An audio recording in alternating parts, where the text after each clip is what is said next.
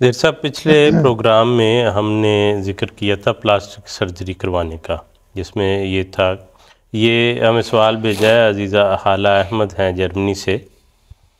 تو وہ کہتی ہیں کہ پروگرام میں یہ ذکر تھا کہ عورت اپنے شوہر کے لیے پلاسٹک سرجری کروا سکتی ہے، ویسے نہیں کروانی چاہیے تھی۔ وہ کہتی ہیں پھر صرف شوہر کے لیے کیوں؟ بالکل اسی طرح جس طرح حضرت صاحب حضرت خلیفۃ مسیح رابع اور موجودہ حضرت صاحب نے بھی میک اپ کے متعلق یہ کہا کہ اگر بننا سنورنا ہے تو اپنے خاوند کے لیے بنے سنوریں، بن سنور کے باہر جا کے دوسروں کے لیے، اور خواتین میں تو جا سکتی ہیں،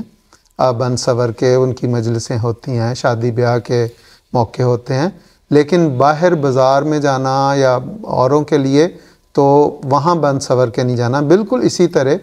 اس جو محترم منصور صاحب نے جو خط پڑھا تھا حضرت امیر المومنین ایۃ اللہ بن نصر العزیز کا، اس میں یہ واضح ہدایت تھی کہ اگر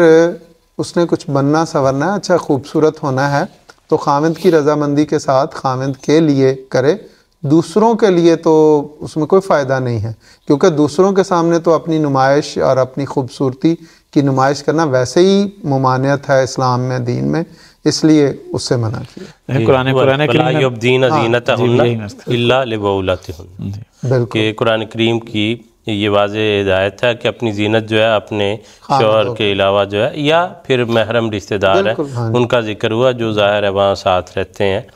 تو یہ اسی کے انڈر جو ہے وہ آتا ہے۔ اور پھر یہ ایک حدیث میں حضور صلی اللہ علیہ وسلم نے یہ بھی فرمایا تھا کہ رشتے سے پہلے ہی مثلاً کہ تمہاری بات ہو کسی جا کے دیکھو تاکہ تمہیں جو اس ایسی چیز کوئی نظر آئے جو رشتے کی طرف راغب کرے، تو میاں بیوی کے آپس کے محبت پیار کے تعلق کے لیے ایک دوسرے کے لیے بننا سنورنا، بلکہ میں نے یہ دیکھا ہے کہ بزرگ خواتین جو ہیں ان کی میں نے یہ ہدایات میں پڑھا ہے کہ عورت کو یہ نصیحت کی کہ جب خاوند کی واپسی کا وقت ہو